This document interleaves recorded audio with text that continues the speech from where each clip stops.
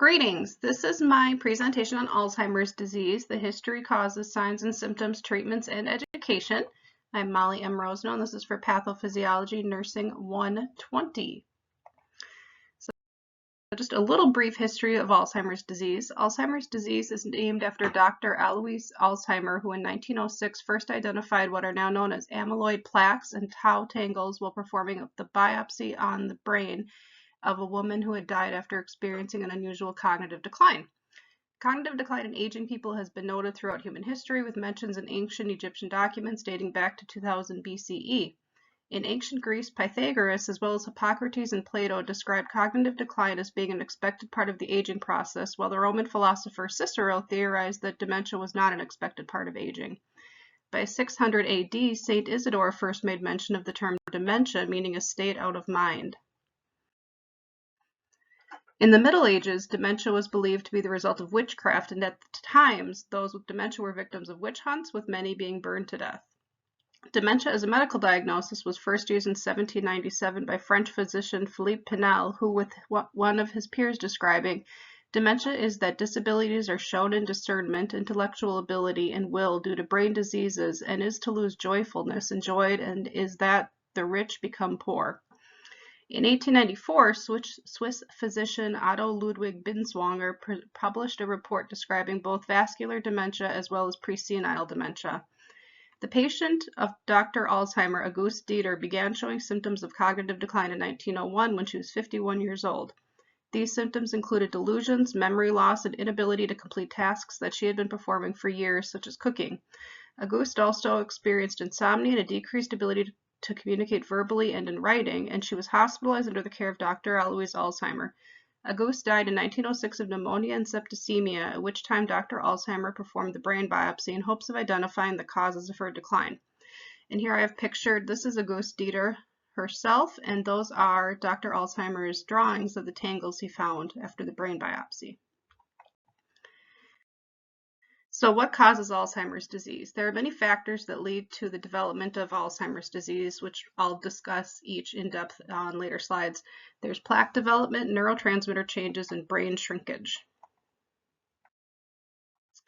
So beta amyloid plaques, beta amyloid is a naturally occurring protein that collects between neurons. These collections may become abnormally high and cause clumps that result in plaques that interfere with functioning of the neuron. Beta amyloid results from the breakdown of a larger protein amyloid precursor. Beta amyloid has many molecular forms, however, beta amyloid 42 is believed to be more likely to cause plaque development.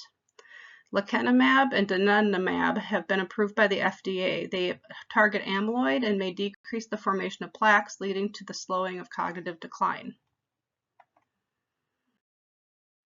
Neurofibrillary tangles. The protein tau normally functions to stabilize the microtubules of the neurons. In Alzheimer's disease, tau releases from the microtubules and forms thread-like particles formed from tau molecules sticking to each other. These threads then create tangles in the neurons. These tangles then cause disruption to the transport system of the neuron and decrease communication between neurons. As beta amyloid plaques continue to form between neurons, spread of neurofibrillary tangles increases in the brain. Here's an illustration showing neurofibrillary tangles in the beta amyloid plaques. This is a normal brain, and this is a brain with Alzheimer's disease. You can see that the tangles have developed in the neuron at those sites, and that there's plaques between the neurons. You can also see some of the brain atrophy that occurs that we will be discussing. So brain atrophy, and here's an illustration of a healthy brain and then a brain with severe Alzheimer's, and you can see the shrinkage that has occurred throughout the entire brain. As neurons are damaged and communication between these neurons breaks down, areas of the brain begin to atrophy. The image to the left shows the visible size differences between a healthy brain and a brain affected by Alzheimer's disease. Initially, damage to the brain occurs in the entorhinal cortex and hippocampus, resulting in decreased memory. This damage later spreads to the cerebral cortex, resulting in changes to social behavior, reasoning, and language. The damage then proceeds to other areas of the brain. So there's several risk factors for Alzheimer's. Firstly, family history. Alteration in genes APP, PSEN1, or PSEN2 show an increased risk of developing Alzheimer's disease before the age of 65. There isn't a single genetic cause in the development of Alzheimer's. However, multiple genetic factors in conjunction with other factors such as lifestyle and environment may lead to the development of Alzheimer's. Age. So the chances of developing Alzheimer's doubles every 5 years after the age of 65. However, 1 out of 20 people with Alzheimer's disease are under the age of 65. Down syndrome. The genetics of Down syndrome lead to an increased risk for the development of amyloid plaques. And then there's some additional risk factors, including cardiovascular disease, head injuries, hearing loss, untreated depression, social isolation, and a sedentary lifestyle.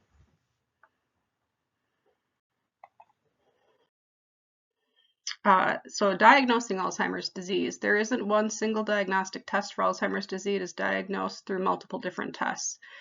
Firstly, a physical and neurological examination can diagnose other causes of symptoms such as depression, delirium, infections, thyroid disorders, excessive alcohol use, Parkinson's disease, and brain tumors.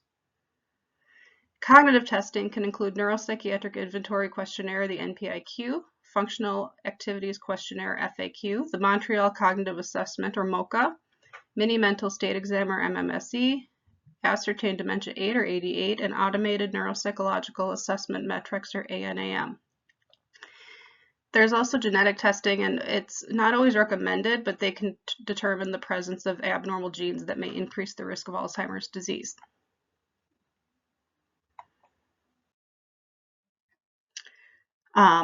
Continuing with Alzheimer's disease diagnosis, they include brain imaging using magnetic resonance imaging, MRI, or computed tomography, CT. These can be used to diagnose other conditions that may be causing symptoms such as strokes, head trauma, or fluid. They can also be used to evaluate if there are high levels of beta amyloid. We can also test the cerebrospinal fluid. They may show beta amyloid, tau, or neurofilament light, or NFL, which may show increased levels in Alzheimer's disease.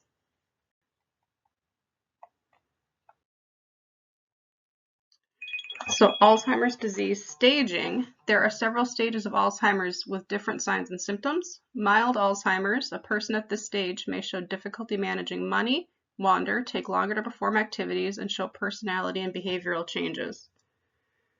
Moderate Alzheimer's disease, a person at this stage may show difficulty recognizing family or friends, act impulsively, and have difficulty performing multi-step tasks such as dressing.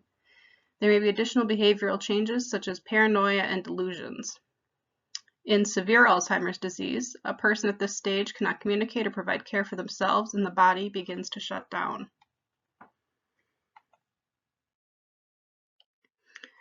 So Alzheimer's disease treatments. There is no cure for Alzheimer's, however, there are treatments available to help manage the disease. Cholinesterase inhibitors such as galantamine, benzgalantamine, rivastigmine, and donepezil can help control cognitive and behavioral symptoms in mild Alzheimer's by preventing acetylcholine breakdown. Side effects of these can include sleep disturbances and then GI symptoms, genitourinary symptoms, and cardiorespiratory symptoms. Those symptoms are usually seen during dose titration.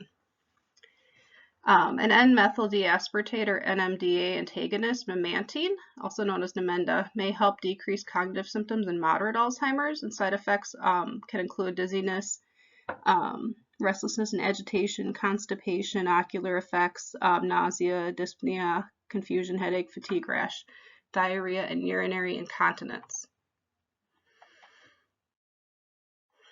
So Alzheimer's disease nursing implication, and these are some helpful tips for nurses working with patients who have Alzheimer's disease. Firstly, communication. It's great to reduce distractions such as loud televisions and loud conversations. Avoid using intercom devices. Approach the patient from the front. Use eye contact, introduce yourself, and use short and clear sentences. Give time for the patient to respond. Ensure that you are using any assistive devices the patient may have, such as hearing aids and glasses, and avoid testing their memory by saying, "Remember, I'm your nurse," or "Remember, I brought your pills yesterday."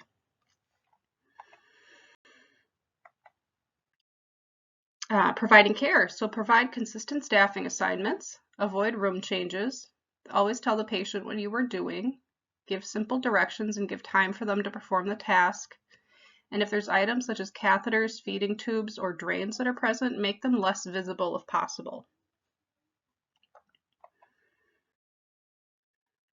For medication administration, so review medications and notify the provider of any medications that may be harmful, and then monitor the patient closely if they are receiving medications such as antipsychotics or anticholinergics.